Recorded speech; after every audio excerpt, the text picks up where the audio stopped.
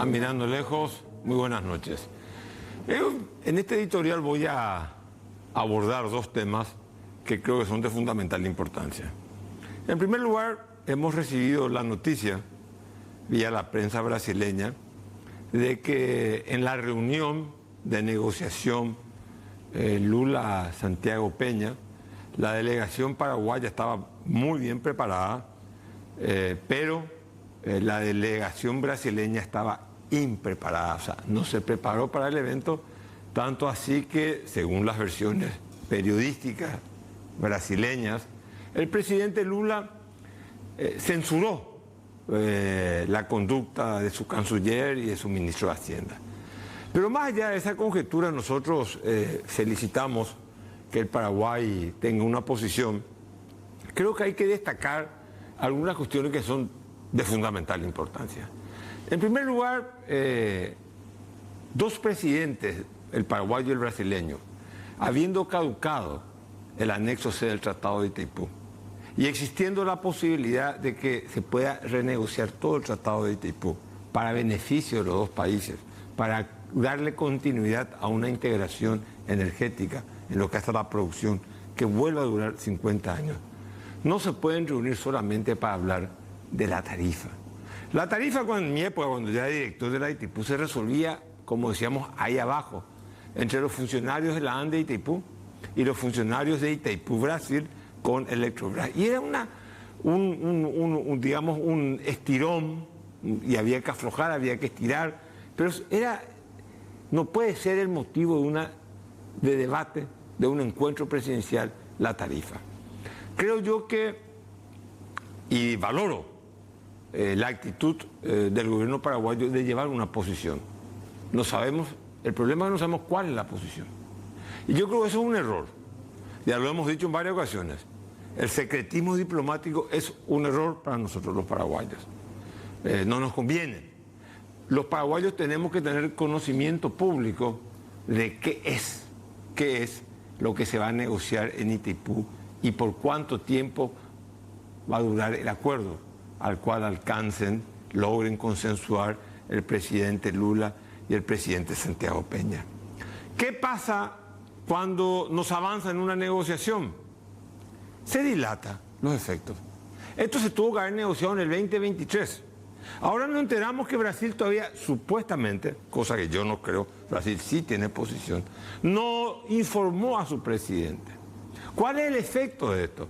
Que estamos dilatando una solución de fondo, una solución que no incluye solamente la negociación de la tarifa, sino que significa la modificación del anexo C, del Tratado de Itaipú. En el Brasil hay un sector conservador de la economía y del sector energético brasileño, y también dentro de Itamaraty, que creen que el tratado es algo pétreo. No entienden que hay nuevas circunstancias. Las nuevas circunstancias dan razón a los cambios que hay que introducirle en un tratado, o en una ley, o en una constitución. No hay norma jurídica que sea pétrea. Ninguna se resiste al paso del tiempo. Nosotros creemos que el hecho de que Brasil no se haya ido preparado para negociar es una manera de dilatar la solución del problema. Que es un problema que nosotros tenemos que buscarlo consensuado con el Brasil, porque el río que produce la energía y la represa que transforma el agua en energía eléctrica está ubicada entre los dos países. Algunos dicen Itaipú es igual que el canal del Panamá. Mentira, no es igual que el canal de Panamá. El canal de Panamá estaba en Panamá, Itaipú está entre Brasil y Paraguay, y hay un condominio de las aguas. Por lo tanto, felicitamos al gobierno paraguayo. Lamentamos no conocer cuál es la posición del gobierno paraguayo, porque nosotros la vamos a apoyar si es una posición coherente y una posición que beneficie al Paraguay. Creemos que los tratados internacionales, como las normas jurídicas, no son pétreas, no se tienen que petrificar, no son piedras. Hay nuevas circunstancias que ameritan el cambio de los tratados y una nueva interpretación del tratado. El Consejo de Itaipú ha modificado el Tratado de Itaipú sin que pase por los parlamentos. Creo que es una tarea pendiente. Felicito al gobierno paraguayo de que haya llevado una posición. Creo que la posición brasileña de no llevar una posición es una posición de dilatar y de mantener el status quo y de considerar que los tratados son pétreos, son realidades jurídicas pétreas. Por otro lado, otro tema que me preocupa. Uno ve el escenario político nacional y repito, parece que el Paraguay es una realidad kafkiana, lo he dicho en varios lugares. Paraguay es un país muy kafkiano en el sentido de que lo insólito en el Paraguay se hace realidad. Lo que parece que es imposible que exista en la realidad política paraguaya, existe. Kafka tenía una frase, y cuando yo veo el diario y las informaciones y las denuncias de nepotismo, de corruptelas, de declaraciones juradas falsas, de títulos falsificados, de la manipulación de la justicia, uno verdaderamente piensa, habrá esperanza, pero no para nosotros. De vez en cuando en el Paraguay, cuando uno mira esa realidad política tan pobre, tan sombría, tan mezquina, tan vulgar, tan obscena, tan obsoleta, porque es de otro siglo, no es una política compatible con el siglo XXI. Uno cree que será realidad aquello que decía Kafka, habrá esperanza, pero no para nosotros. Creo que tenemos que seguir luchando por esa esperanza. La esperanza la espera, es la ilusión de los que están con vida. Tenemos que seguir luchando por un Paraguay que se sanee, por un Paraguay en la que sus representantes, verdaderamente el pueblo se vea identificado con sus representantes.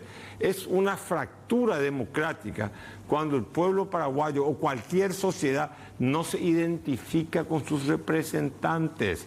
La representación es una ficción. ¿Por qué razón? No es un yo le cedo a otro que decida por mí. Se representa aquello que está ausente. El pueblo está ausente del recinto parlamentario. No existe la posibilidad de la democracia directa. Entonces está ausente el pueblo. Y los que nos representan, si no tienen credibilidad, verdaderamente le estamos haciendo un gran daño terrible a la legitimidad del régimen político. ¿Qué le afecta? Porque muchas veces lo he escuchado al presidente Santiago Peña defender irregularidades, atrocidades que se cometen dentro del Congreso, por razones culturales o por razones de otro tipo. Eso no puede ser así. El nepotismo, que es algo usual en el Paraguay, no es inventado en este tiempo moderno. El nepotismo está al margen de reconocer el mérito y la capacidad de la persona. Yo nombro a una persona porque es mi hijo, porque tiene mi sangre, porque está en mi círculo áulico familiar. El debate, he visto que se lo quiere llevar a una dimensión solamente jurídica. No importa quién designa. Claro, el nepotismo se configura cuando el que designa es el papá y el designado del hijo. No importa eso.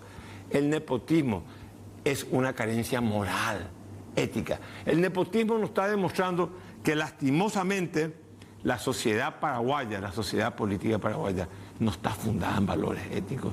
Por eso, nosotros los paraguayos tenemos que seguir luchando por adecentar la política y en alguna vez no tener miedo.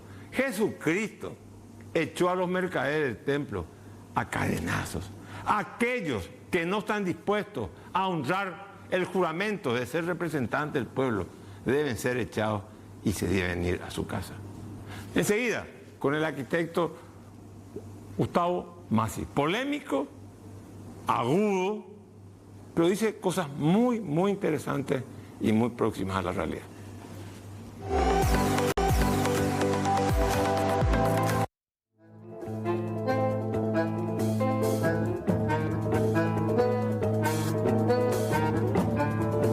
Bueno, seguimos mirando lejos, está con nosotros el arquitecto Gustavo Massi. Él es un empresario, un hombre del sector privado, que tuvo un paso fugaz de varios años por la administración pública, pero más que nada también tiene un programa televisivo polémico, en donde, digamos, se habla sin pelos en la lengua. Bueno, ya lo van a escuchar, él es un hombre que habla sin pelos en la lengua, Y la primera pregunta, Gustavo, que te quiero hacer, ¿por qué es tan mala la gestión en el sector público? Vos que conocés los dos mundos, que estuviste al otro lado del mostrador, como se dice. ¿Qué es cultural, es institucional, es la política que corrompe todo? ¿Qué pasa en el Paraguay? Bueno, antes que nada, buenas noches. Te quiero felicitar por los análisis que hiciste. Suscribo los dos. Y el primero que hiciste soy Itaipú. Te quiero contestar como los brasileros. Infelizmente no puedo hacer nada. O sea, ellos se fueron preparados para que no suceda luego la cosa.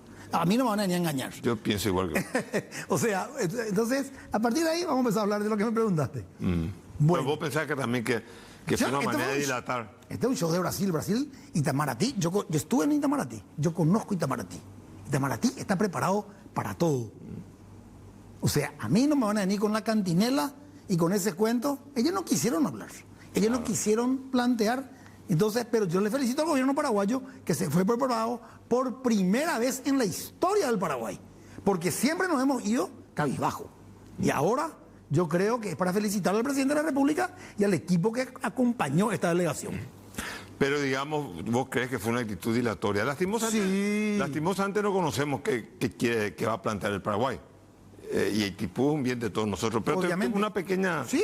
solamente, vos sabés que no, el gobierno Lugo planteó también y de una manera... y se obtuvieron... se obtuvieron cosas. Eso es cierto. Nobleza obliga, también con Fernando Armindo Lugo se consiguieron cosas. Sí. Bueno, y decime, ¿por qué la función pública? Mira, yo creo que es un problema cultural. Vamos a empezar por ahí. Que tenemos un problema cultural gravísimo en el Paraguay. Gravísimo. Y las personas, calculamos la irresponsabilidad que existe dentro del sector público. Hay personas que asumen ministerios, direcciones, jefaturas y no están en condiciones técnicas para asumir eso. Yo estuve en IPS 5 años y te puedo decir, conozco cada agujero del IPS. Conozco obras públicas y comunicaciones. El ministerio, ¿querés? El ministerio es nunca trabajé ahí, pero conozco. Es un ministerio que te da más que pena. Entonces yo me pregunto, Ministerio de la Vivienda. Acá viene cualquier banana en el Paraguay y te habla de política habitacional. Ellos no saben lo que es la política habitacional. Calcula lo que te estoy contando. Ellos no saben lo que es la política habitacional porque no están formados en eso, Carlos. Por eso te hablo de la irresponsabilidad de la asunción al cargo. Y ahí me voy a retrotraer a lo que decía Marito. Es un tema que siempre discutí con él. Él me decía que siempre la clase política tiene que estar por encima del técnico. Porque ellos son los administradores de la cosa pública. Y yo le decía, pero vos estás equivocado. O sea, el político puede manejar ciertas cosas. Pero hay ministerios que son netamente técnicos, que no son políticos. Ahora, que ustedes y en el Paraguay se conviertan los ministerios en sistemas políticos perversos. O sea, es lo que sucede hoy. Hoy estamos en el mes de enero, a 5 meses de la asunción del nuevo gobierno. Yo en 5 meses, yo te voy a decir una cosa, yo creo que metieron 3 goles en 5 meses. Y puedo decir libremente, por ahí me faltan algunos, pero yo creo que fue cárcel de Tacumbú, que entró con todo, que la primera vez que entró, luego yo rezaba para que entre ya y reviente. La segunda, el tema del combustible, porque eso te impacta directamente en la inflación. Y el tema de Itaipú, que fueron todos preparados. Pero después yo no conozco, o sea... Pero es la obligación. ¿Cómo? O sea, cumplieron con su obligación. Están cumpliendo. Porque el no robar... Claro, o sea, pero eso cae Maduro. Es una obligación del que gobierna. Pero categórico, eso es lo que te enseña tu papá y tu mamá. O sea, vos no te podías al Estado para robar. Acá se ha afanado mucho en el Paraguay, ¿eh? Y en el gobierno anterior, yo me pregunto, ¿a quién es lo que le están investigando el gobierno anterior? Yo tengo ejemplos, pero clarísimos, de lo que tienen que investigar. Nadie investiga.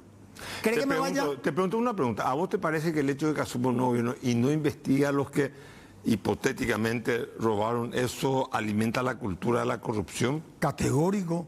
La impunidad. Yo tengo una teoría, no una teoría, yo tengo un pensamiento. Yo siempre digo de que la democracia vino a legalizar la corrupción en el Paraguay. El Paraguay ya era corrupto, pero con la democracia aumentó en forma geométrica la corrupción. ¿Y eso de dónde viene? Eso no nace solamente en el sector público. No, señor. Yo aprendí ahora que estuve en el IPS. El sector privado es que le induce al funcionario a entrar en ese esquema. ¿Por qué sí que el sector privado induce? Yo creo que... Porque son proveedores del Estado. Sí, pero yo creo que hay una cultura instalada, o sea, a ver, lo que yo noto, ¿verdad?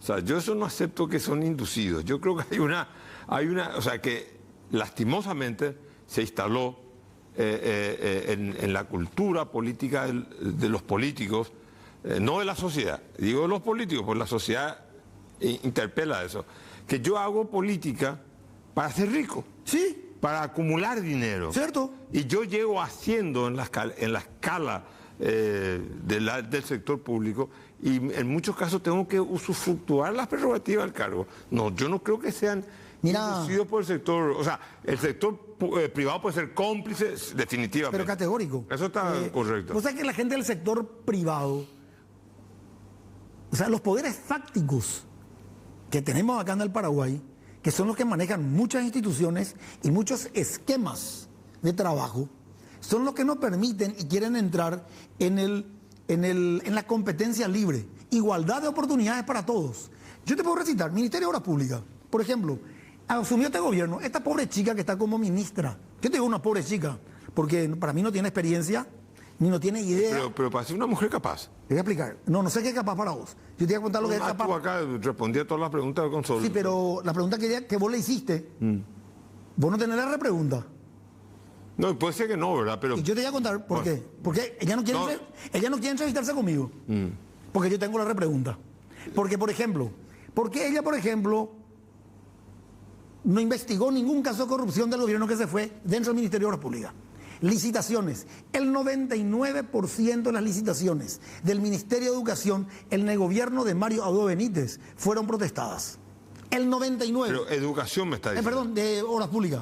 De Obras Públicas fueron protestadas. El 99%, Carlos. ¿Y qué decía eso? Espera un ratito. Porque estaba todo... Todo dirigido. Todo dirigido. ¿Y qué pasa en el Ministerio de Obras Públicas? Yo te voy a decir claramente porque conozco.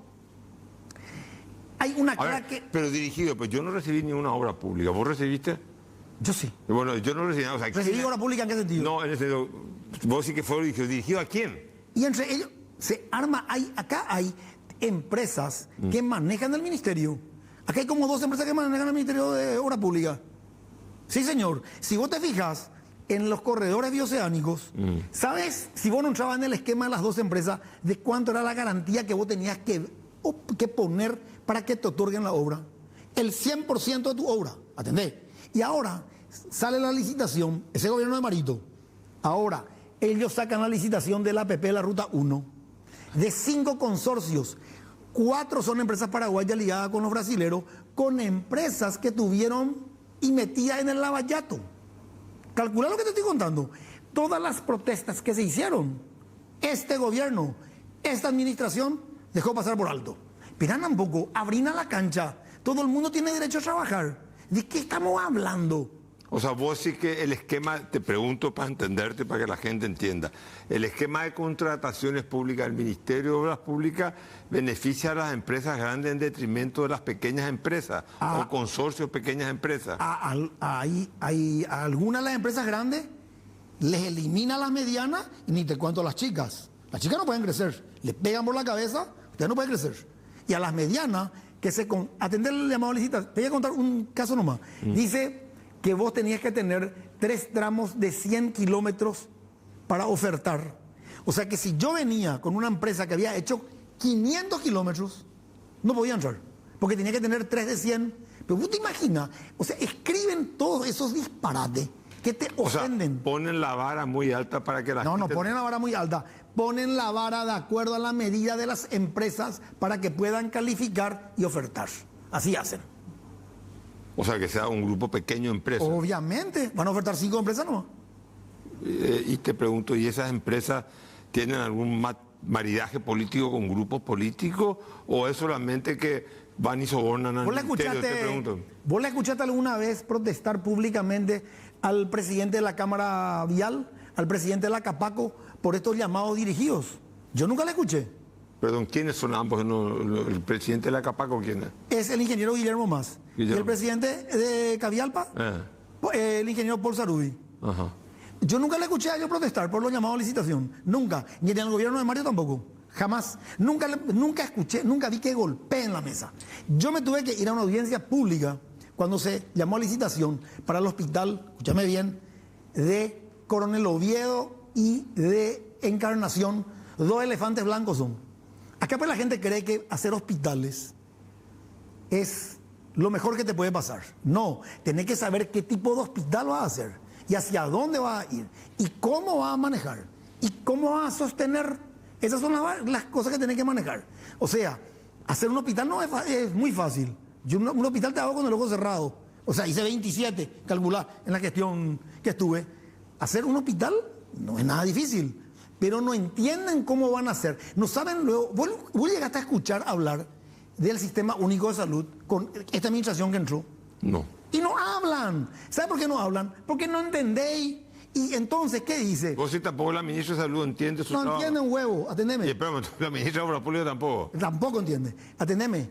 Dice la ministra de Obras Públicas en su programa que presentó en Cavialpa, quiero hacer 5 hospitales. Y pone las 5 ciudades. Y ya veo que sabe que hay ahí, que tiene IPS y que tiene el Ministerio de Salud. Y a ver Pues cómo tiene puede. que saber ella eso. Espera, no. Déjame hablar. No, pero no puede ser que no sepa.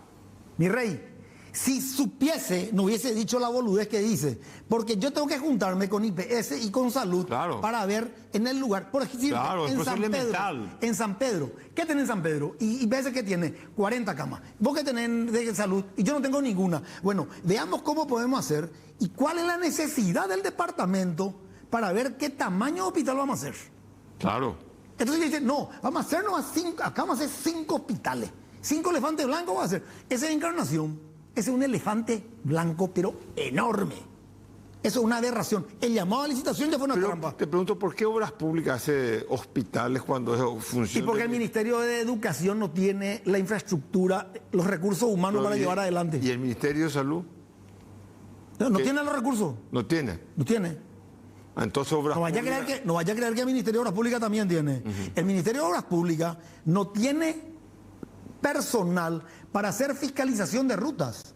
Calcula lo que te estoy contando. No tiene personal activo para controlar tu trabajo a lo largo de toda tu ruta. Terrible es. ¿Por qué yo siempre hablo del cambio de modelo de licitación? Porque vos tenés que tirar la responsabilidad en la empresa privada.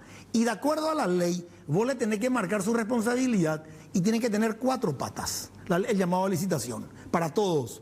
Proyecto, construcción, mantenimiento y en el caso de rutas, control de peaje y peso. Pero entonces te pregunto porque estás refiriendo a obras públicas. Sí. ¿Vos pensás que hay un esquema de corrupción vinculado a la toma de decisiones dentro del Ministerio de Obras Públicas? En el gobierno anterior hubo.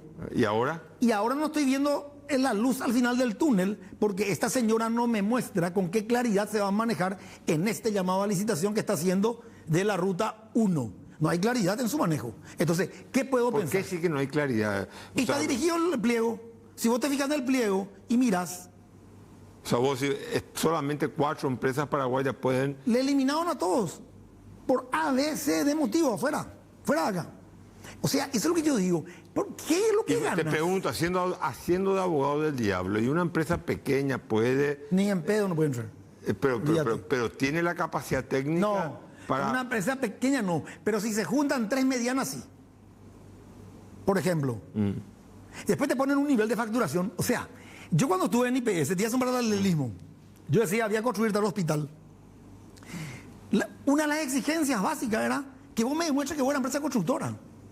Yo no te ponía unas condiciones que vos no puedas calificar. Al contrario, yo necesitaba ofertas. Nosotros en el IPS creamos el modelo de proyecto y construcción que no le generaba a la institución sobrecostos en la obra. Calcula lo que te estoy contando. ese modelo fue erradicado por el gobierno de Mario Abdo Benítez. ¿Por qué? Porque los nenes querían tener sobrecosto en la obra. Ahí tenés el bendito puente de la Victoria, que se tiene que inaugurar, que es desde la concepción está mal. Primero, del lugar.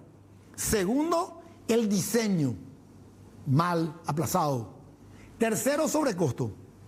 Hubo sobrecosto. Sí, de 20 millones de dólares. Una locura. Y violaron el pliego de bases y condiciones. Porque ese fue un llamado a ajuste alzado. ¿Vos sí que esa ubicación es porque estaba dirigido? ¿Esa ubicación o había...? ¿O cuál es la mejor ubicación para hacer el puente? Ese puente vos tenías dos alternativas. O vos te ibas y hacías en Interramada para traer el tráfico liviano por ahí y unir con la franja costera, o colocabas al lado de Puente Remanso, que tenía que fortalecer ese puente, ¿verdad? Porque es la entrada y voy a tener toda una infraestructura vial hecha de tal forma a que vos tengas 2 de ida y 2 de vuelta. Porque hoy es un desastre. Sí, bueno, un desastre. Entonces, yo me pregunto, ¿quién es lo que es el planificador del Ministerio de Obras Públicas? ¿Quién es lo que planifica? ¿Quién es lo que es el planificador de cada institución para decir, tengo que hacer esta cantidad de obras? ¿Quién es? A ver, contame. Porque... Pues tiene que tener un equipo técnico, no puede ser que no haya eso. Mi rey, yo cuando llegué te voy a contar, cuando yo llegué al IPS en el año 2015, 14 hospitales parados de la época de Fernando Armindo Lugo. 14, no uno, 14. Un incendio era, un incendio. Se habían dado el 20% de anticipo y no había plata para continuar las obras. Había hospitales que ya habían empezado y se les debía los certificados de obra. Así es que nace el fideicomiso. ¿Por qué nace el fideicomiso? El fideicomiso se hace con los fondos jubilatorios que apenas se reciben entre el 3 y el 4% del banco que le pagan al sistema jubilatorio, contra un 10% que le iba a pagar el Fondo de Salud, haciendo un fideicomiso para poder culminar los 14 hospitales. Calculado, 10% contra 4%. Primero. Segundo, le impactaba en el presupuesto de salud en un 2%. Nada. ¿Cómo está conformado el esquema de IPS? 54% es el sistema jubilatorio, 39% es salud y el 7% administrativo. Calculado, hace 39%, vos le impactabas 2% nomás. Nada. ¿Y vos qué hiciste? Solucionabas la infraestructura de 14 hospitales, al final hicimos 27. Si no se hubiese hecho en la administración del doctor Benigno López todas esas obras, la gente en la pandemia se hubiese muerto en las calles. Toditos los hospitales del IPS fueron hospitales de referencia, toditos, absolutamente todos. Hicimos los 2 hospitales más grandes del Paraguay, Hicimos Ingavi, que era un pozo cuando yo llegué, un pozo era, de 100%, un pozo, de 6 metros de profundidad. Calculá lo que te estoy contando. Era una bofetada, o sea, eso es lo que yo digo. Y en el Paraguay, ¿quién se va preso? ¿A quién se le investiga? ¡A nadie! Por eso que continúa esta joda que me preguntaste recién. Sí, ¿cómo yo considero? Y es una joda, hermano. Y el gobierno que llegó, porque, atendeme, ¿vos sabés cuántos empleados tiene el IPS hoy? Sí, 24.000. 28.000, 26 o 28. ¿Sabe con cuánto entregó Benigno López? No. Yo te voy a contar, con 16.000. Vos sabés que en el gobierno, yo tengo los cuadros, si tenés los cuadros te voy a referir ahí, que eso es categórico. Sí, aumentó de una manera, con Mario hay 11.000 contratados de más. Pero atendeme, dice Ubetich, yo metí porque la ley a mí me permitía la ley de la pandemia. La ley de la pandemia, terminó la pandemia, ¿y por qué no se van los 5.000 afuera? Afuera los 5.000 que metió, y después vinieron 7.000. Y afuera los 7.000 también después. Porque por un año no va el contrato, porque le renovás. Y si vos necesitas personal médico, entonces abría el concurso. Si vos necesitas personal administrativo, abrí un concurso. Y concursá.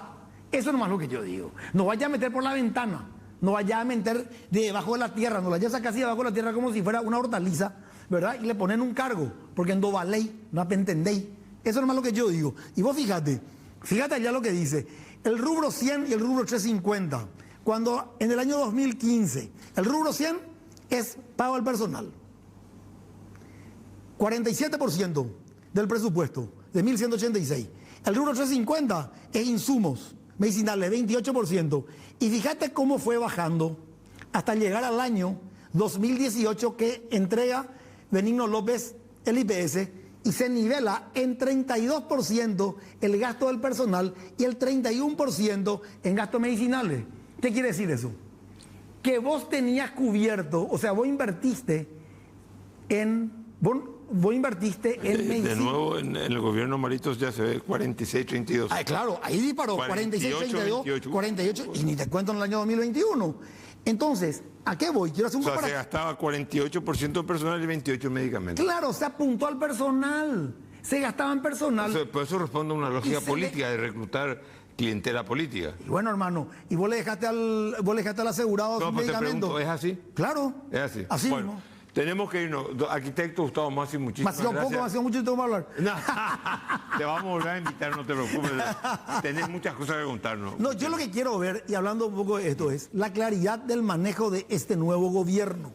No puede ser que continuemos a oscuras. Porque estos temas que yo estoy hablando acá, esto lo hablamos contigo y con toda la perrada en reuniones sociales.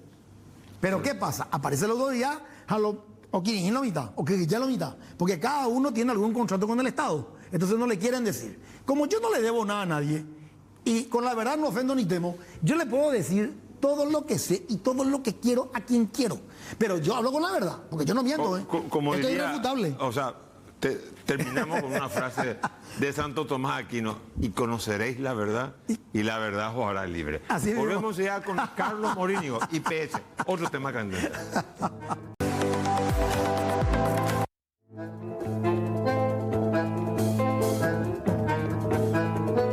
Bueno, seguimos mirando lejos. Hoy estamos también con una persona, Carlos Morínigo, que por lo menos ha ganado mi respeto, y yo creo el respeto de la opinión pública paraguaya.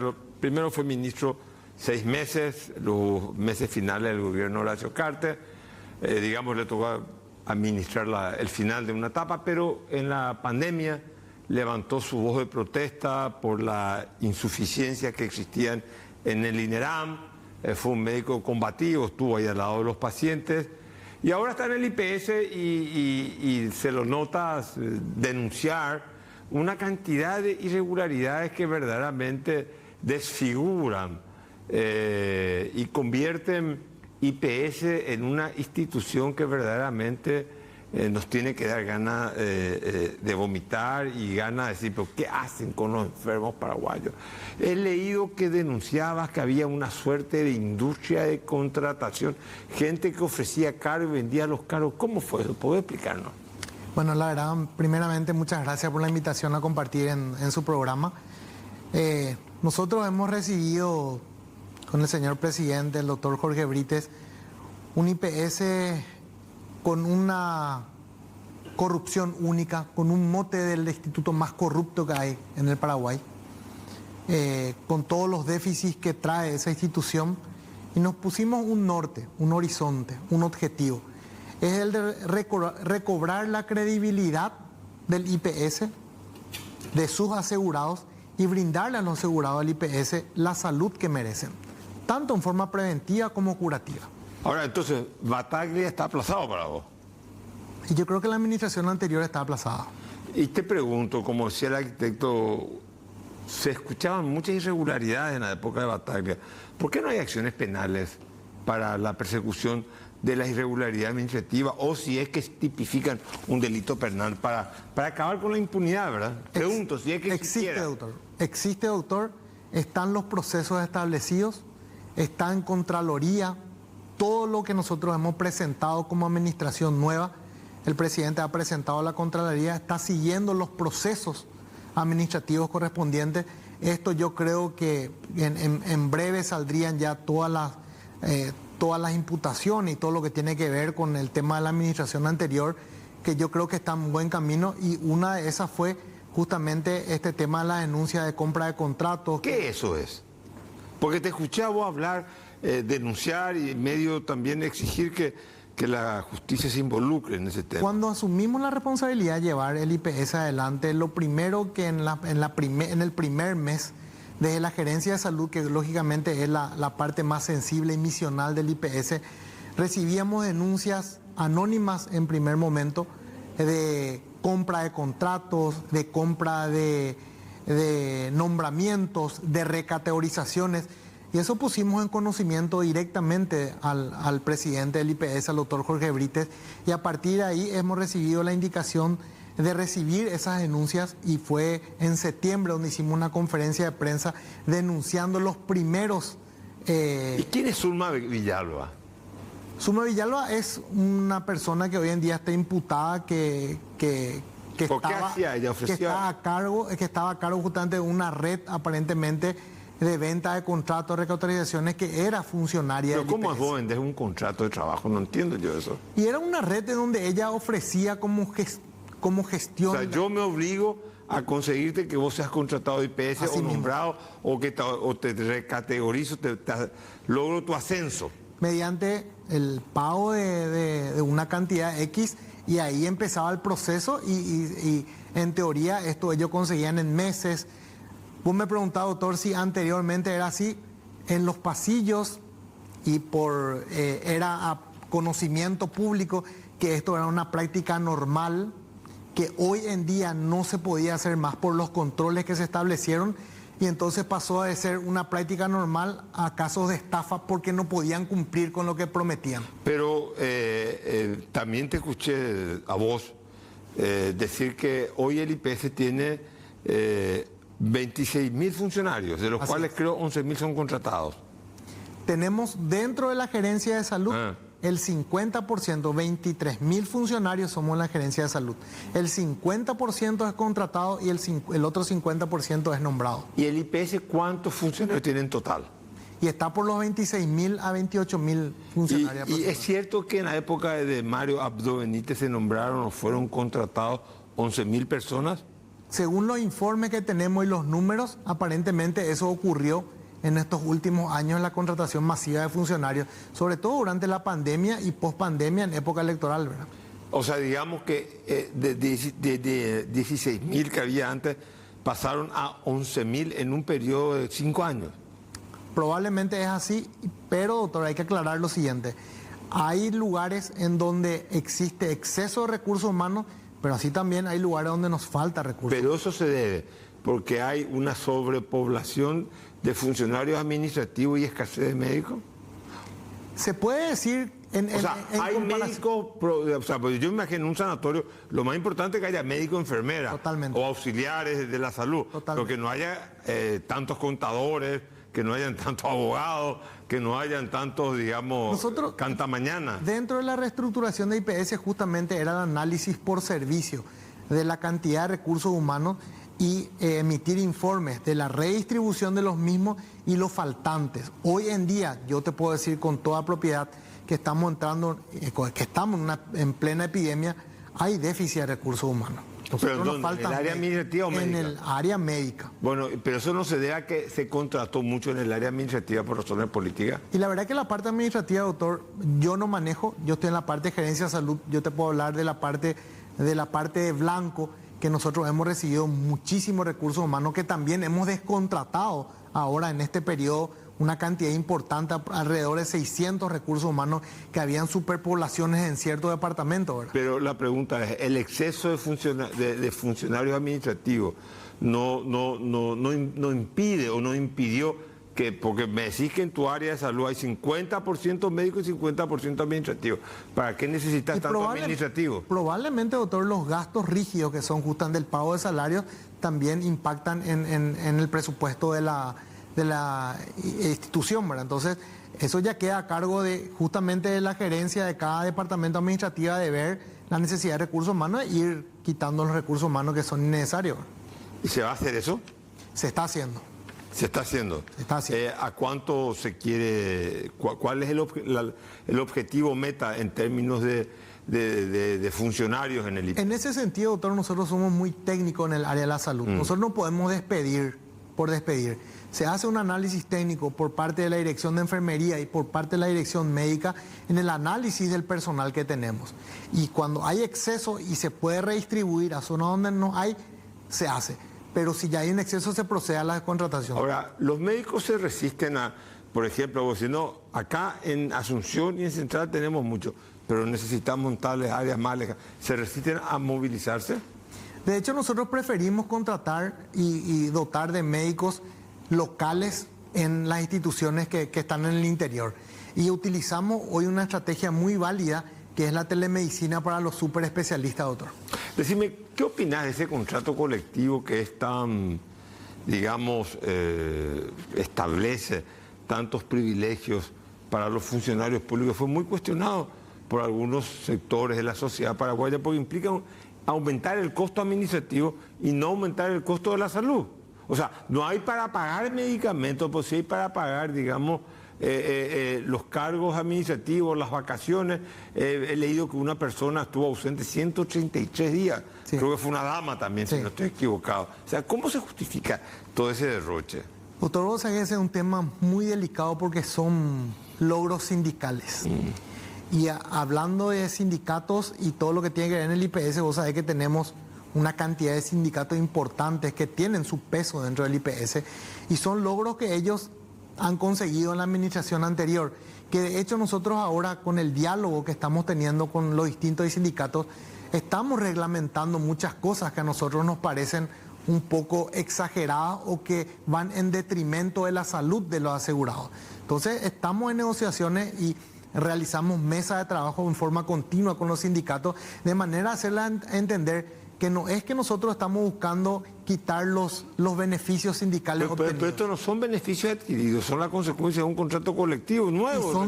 Y son logros que ellos dicen que son del sindicato en pos del funcionario del IPS. Pero en detrimento del enfermo. Exactamente, y eso es lo que hay que hacerles entender. Es cierto que para hacer, te leí a vos. Sí. Que para hacer una endoscopía esto vamos a esperar 8 meses y en algunos casos otras operaciones 15 meses. 1 año y medio se esperaba para hacer endoscopía digestiva. 1 año y medio. Y hoy en día, en base a algunas movilizaciones que hicimos, bajamos a 8 meses. Totalmente insuficiente aún. O sea, yo quiero saber si tengo un cáncer en el estómago, pues paso la endoscopía, o si tengo cualquier cosa, bacterias o un bicho raro, tengo que esperar 8 meses. Lo que estamos haciendo ahora, doctor, es un triage. Es un análisis de los casos de acuerdo a la gravedad. En el caso tuyo, si tenés sintomatología de poder tener un cáncer, se te hace en la inmediatez necesaria. Pero si es de control o si es una gastritis, como vos decís, un Helicobacter pylori, tiene un tiempo prolongado de espera. Y es por falta de recursos. Pero si yo pagué mi IPS y pagó mi patrón, entonces se supone que la contraprestación tiene que ser inmediata. Totalmente, doctor. Te pregunto, ¿esa no es una manera de ajustar financieramente, ya que no se pueden pagar las intervenciones o no se puede pagar las consultas médicas, una manera de ajustar el presupuesto? Nosotros podemos hacer un análisis bien claro con respecto a eso. Nosotros hoy en día con la infraestructura que tiene el hospital central del IPS, un hospital ya antiguo, que le falta mantenimiento, que ha crecido en los servicios, que hemos crecido en la cantidad de aportantes, no damos abasto con la infraestructura que tenemos hoy en día. Nosotros tenemos, por darte el ejemplo de endoscopía que dijiste, tenemos 4 boxes para endoscopía, para toda la cantidad de asegurados que tenemos. Y en esos 4 boxes que tenemos... 1,5 millones de asegurados, ¿verdad? 1,5 millones. Hay 15 equipos que están funcionando en esos 4 boxes. Nosotros ahora estamos viendo la forma de que esos 4 boxes trabajen de mañana, tarde, noche, y en Ingavi podamos instalar también hoy servicio de endoscopía y en el eventual caso tercerizar el servicio para disminuir esa lista de espera. Pero para eso se necesita presupuesto. Bueno, pero IPS tiene mucho dinero. Debemos mucho también. Sí, a ver, pero IPS tiene que tener unos ingresos anuales aproximadamente de $1.000 millones. Sí. Es mucho dinero para Paraguay. Acordate, doctor, que nosotros tenemos un porcentaje que va al fondo de salud. Claro, correcto. Que va al fondo de salud. 56% y otro que va al fondo de 30 y tanto por ciento. Que hoy en día, doctor, el porcentaje que va al fondo de salud es totalmente insuficiente para cubrir todas las patologías que cubre el IPS a su asegurado. Hoy tenemos medicamentos de altísimo costo. Hoy tenemos medicamentos que salen 13 millones de guaraníes, una ampolla hasta 33 millones de guaraníes en patologías como el cáncer, que hoy estamos teniendo una prevalencia enorme en el IPS. Te leí que vos decías, compremos biosimilares para abaratar los costos de los medicamentos. No, lo que nosotros hicimos, doctor, es lo siguiente: hacer el análisis económico hacer el análisis económico en cuanto a lo que tiene que ver la tecnología en los biomoleculares, que son la tecnología de tratamiento para el cáncer, que es de alto costo. Y hoy Paraguay está 10 años atrasado con respecto a países del primer mundo. En el primer mundo ya no se utiliza esa diferencia entre biosimilares y originales. Solamente acá todavía existe eso. Nosotros tenemos que igualar los costos y que entren a competencia todos por igual, porque se ha demostrado la eficacia tanto del original como del biosimilar. Sobre todo aquellos que tienen aprobación de la FDA, de la EMA, que son entidades regulatorias internacionales, ¿verdad? O sea, digamos, vos serías partidario, según lo que yo te leí, que vos eras partidario de los biosimilares. No estabas en contra de lo otro, no, pero que también se puedan utilizar para tratamiento y que eso significaría, digamos, un ahorro en determinado... Nosotros, doctor, tenemos el ejemplo en salud pública. En salud pública, un original ahora entró en competencia con un biosimilar y bajó sus costos casi igual que un biosimilar. Pero si usted saca el IPS, se le vende el doble. El original el doble que el biosimilar. Entonces, esa competencia justa entre ambos es lo que nosotros buscamos ahora. Y que gane el de mejor precio. Y lógicamente el de mejor calidad, que está certificado internacionalmente. Acá no se trata de ahorrar plata, se trata de optimizar la economía del IPS para adquirir nuevos equipos. Que nosotros hoy nuestro equipo, el 50, si no es más, está obsoleto por la cantidad de años que tenemos. Entonces, no tenemos análisis de las biopsias del cáncer, tenemos que mandar al privado para que sea tipificado. IPS no tiene esa tecnología, pero tiene medicamentos de alto costo. O sea que yo te quito a vos una muestra y yo no sé qué medicamento de alto costo puede hacer efecto. Tengo que mandarla al privado para que se haga el estudio, que sale 1 millón de guaraníes, y con ese estudio yo sé qué medicamento le voy a dar al paciente. O sea, esa tecnología no tenemos en IPS, pero tenemos medicamentos de altísimo costo. Entonces hay cosas que tenemos que ir corrigiendo en el camino de nuestro... ¿Cómo está? A ver, la política de salud incluye al sector privado, incluye a clínicas, a IPS y al Ministerio de Salud. Así es. Hay un... y te quiero hacer otra pregunta. IPS de 800 y tantos millones de dólares, tiene un ingreso anual de 1.000 millones. Tiene que capitalizar la jubilación, tiene que tener, o sea, no es que se puede gastar todo. Lo que entra se tiene que dejar para el ahorro, para el pago de las jubilaciones en el futuro.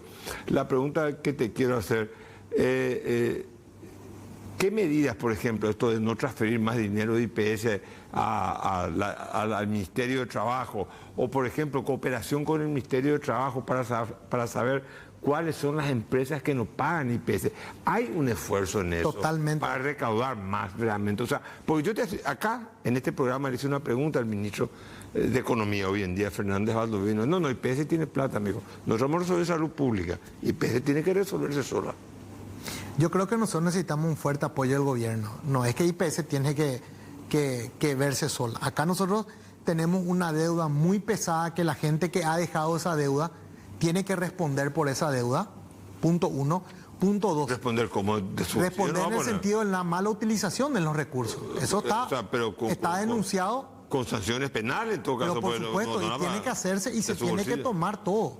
Se tiene que tomar todo en cuenta. A nosotros nos acogota una deuda enorme. El presupuesto de este año prácticamente está todo involucrado para pagar deudas. ¿Cómo nosotros vamos a seguir creciendo como IPS?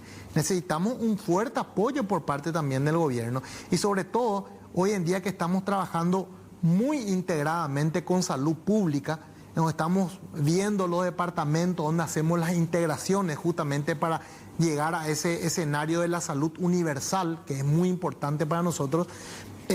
También hizo un esfuerzo el IPS, que fue el mayor semestre en este tiempo que estuvimos de recaudación de AOP, donde salieron la gente a fiscalizar y han recaudado muchísima plata. Pero también tenemos que tener en cuenta que a medida que nosotros vayamos transparentando a nuestros asegurados, van ingresando mayor cantidad de pacientes al seguro de salud. Entonces no es solamente recaudar. Vos me estás hablando con una solvencia, acá también lo tuve a Jorge Brites, lo tuve a Carlos Palacios, todos hablan con mucha solidez. Se nota son conocedores del tema, o sea, que es gente desde el punto de vista técnico, bien preparada para estar ahí. ¿Por qué es tan difícil tomar las decisiones correctas? ¿IPS está manejado por poderes ocultos? ¿O es que el funcionariado de IPS actúa como una suerte de cuerpo corporativo que se ha blindado y es el poder real del IPS, más allá del Consejo y más allá de la Presidencia? Yo creo que el IPS está formado por personas institucionalistas, como hay gente que está en base a sus intereses personales. Hoy en día el Consejo de Administración, presidido por el doctor Brites, por el presidente, tiene un objetivo claro, que es hacer resurgir el IPS y que tengamos... Si eres tú toda su vida. Y sobre todo él, que es institucionalista, a nosotros nos ha bajado la línea bien clara de cuál es la política sanitaria que tenemos que llevar a cabo. Y es pesado, pero lo estamos llevando. Hacemos las denuncias, hacemos los seguimientos, tratamos de buscar alianzas. ¿Por qué está todo tan complejo en IPS? Si hay dinero hay dinero que entra. Hay gente competente como ustedes al frente. Te cité 3 nombres, puede haber muchos más también, que yo conozco 3, te voy a decir. O sea, ¿dónde está la carencia? ¿Es que el funcionariado de IPS o es que la clase política secuestra IPS como una suerte de botín de guerra, de botín electoral? ¿O es que el funcionario se corporativiza, se agavilla y dice, no, acá nosotros manejamos esto, la venta de los contratos, la compra de los insumos?